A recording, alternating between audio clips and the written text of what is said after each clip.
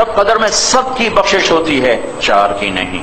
عید کی رات سب کی بخشش ہوتی ہے، رمضان میں بخشش ہوتی ہے، شب قدر میں خاص طور پہ سب کی ہوتی، 4 4 4۔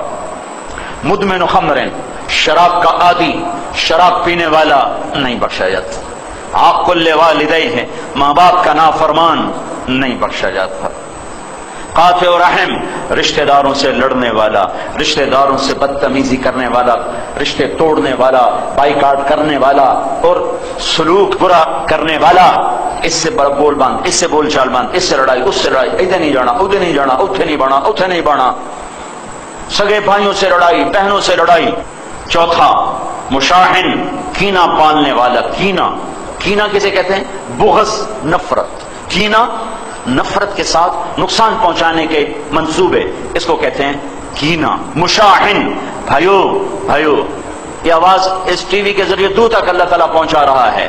یہ چار چیزوں سے اللہ ہم سب کی حفاظت فرمائے، سب کی حفاظت فرمائے۔ کوئی بھائی پھنسا ہوا ہے، باہر آ جاؤ، شراب توبہ کرو، ماں باپ کی نافرمانی معافی مانگ لو، رشتہ داروں سے قطع تعلق ہے صلح کر لو، کسی کے بارے میں بغض، نفرت، کینہ، معافی مانگ لو، توبہ کر لو، سب کے دوست بن جاؤ، سب سے ہمدردی رکھو۔